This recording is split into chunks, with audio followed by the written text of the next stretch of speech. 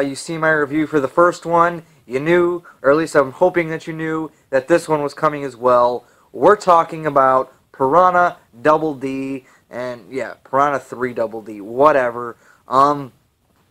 Now, as you guys might have saw, if you watched my first review, if you didn't, go watch that first, because, you know, it's like watching a movie. Why would you kind of go into the second one without not watching the first one? That doesn't matter. Anyway, I'm being silly. Anywho, Piranha Double D, let's talk about this movie. The plot first. Basically, it's about a year after the whole Lake Victoria incident in the first one. And we pick up where we're a couple days away from this grand opening of this water park that David Koechner's character, well, he's in a lot of like the Will Ferrell stuff. Champ here, I'm all about having fun. You know, get a couple cocktails in me, maybe start a fire in someone's kitchen, maybe go to SeaWorld and take my pants off. Anyway, I've become most famous for my signature catchphrase, whammy, as in Gene Tenet's at the plate, and whammy! You know, that guy. That was a long explanation, I apologize. But, he's running it. And then we see Danielle Pennebaker, who is currently, can be seen on The Flash on the CW Tuesday nights at 8, 7 Central, playing Caitlin Snow. But, anyway, we see Danielle Pennebaker, who is the stepdaughter of David Koechner, and they kind of have a shared ownership thing going on. And, well, they are figuring out that piranha are making their way from the Lake Victoria to the pipes into the water park. And that's ultimately what Danielle Pennebaker is trying to prevent from before they even get there.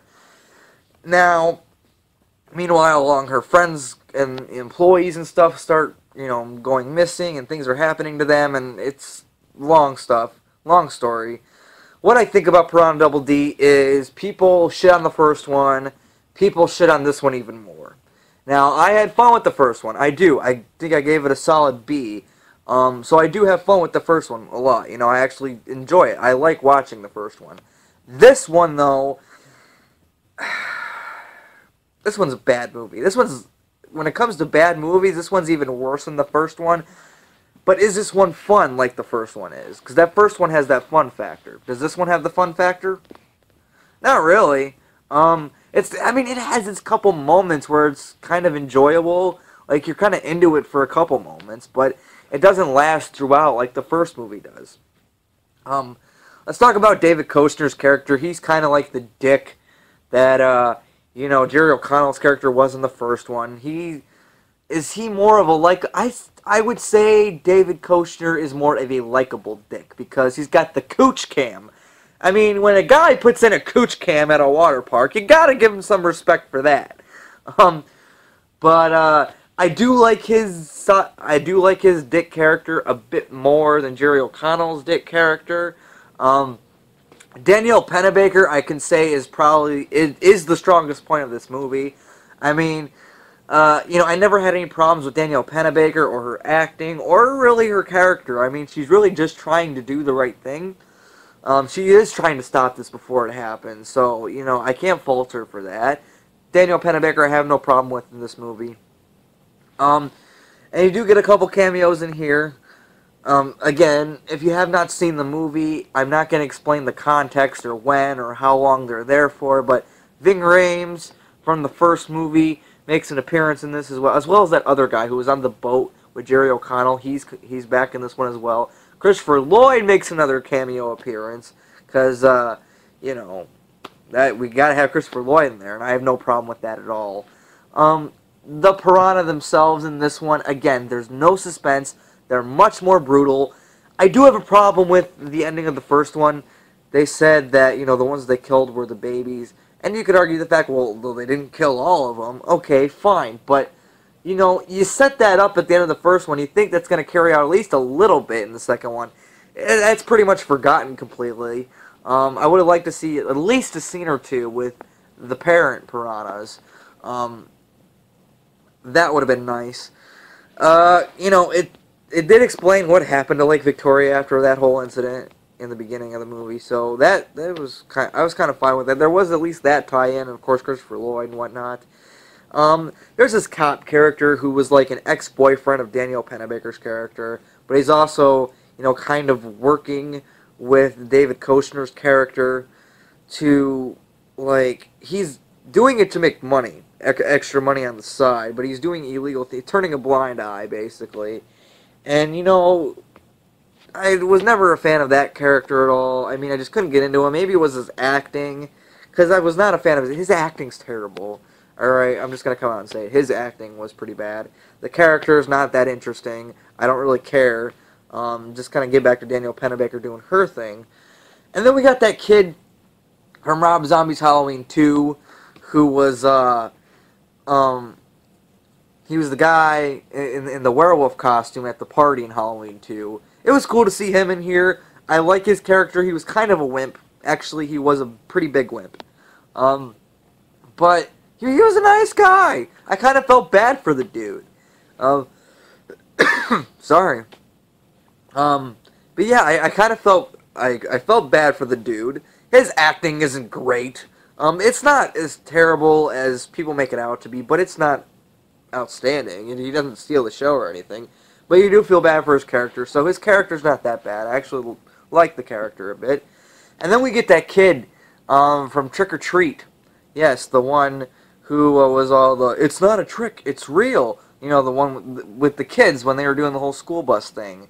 Yeah, he's all grown up. He's in this movie. He has one of the weirdest scenes in the entire movie.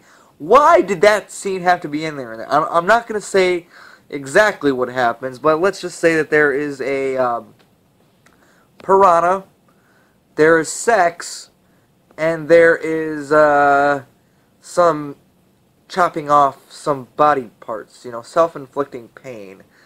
Why was that scene necessary? Who thought that scene was a good idea? That's what I want to know. There's some sick fucks out there. Also, let's talk about probably the guy who tried to be the main star of this movie, David Hasselhoff. Yes, he's playing himself, and, well, they say he's playing a version of himself. I'm pretty sure he was just playing himself. He's this guy who's pretending to be a lifeguard at the opening day of the water park, but he's like, look, I'm not really a lifeguard, I just played a lifeguard.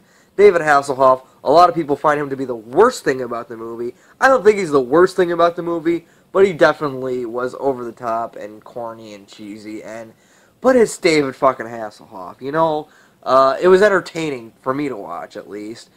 So I do like the scenes with David Hasselhoff, especially when he starts running trying to save the kid, and he's running in slow motion, going back to Baywatch, and then it just stops. Like, even the Baywatch music is playing, and he just stops. It's like, holy fuck, I'm getting old. No shit.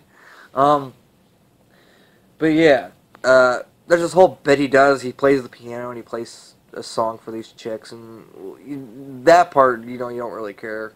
But overall, though, I'm kind of fine with this movie. I have more problems with this one than I do with the first one. I have more fun with the first one than I do with this one. But does it deserve the shit it gets? I won't really argue it. Am I going to give it a bunch of shit? No, I pretty much explained most of my negatives. And the few positive stuff about the movie that I kind of did like and did enjoy watching. So, I mean, there's that. I gave the first one a solid B. I'm going to go ahead and give this one... I'm going to give this one a D+. I'll give it a D+. I'll be nice. I won't give it a low D. I won't give it an F or anything like that. It's definitely a step down from the first one. I don't have as much fun with it, but I don't think it's complete shit, personally. But yeah, that's just me. So I'm going to go ahead and give Piranha Double D a D-. So now it's Piranha Triple D. So yeah, what do you guys think of Piranha Double D? If you guys have seen it, let me know down in the comments what you thought about it. I already asked the question, what is your favorite horror/thriller involving water examples like Deep Blue Sea, Jaws, Piranha, Open Water, stuff like that. what is your favorite horror slash thriller movie involving water? So H2O, high quality H2O.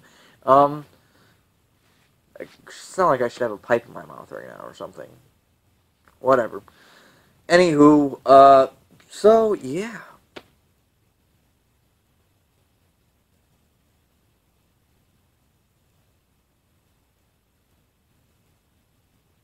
Well, see you later.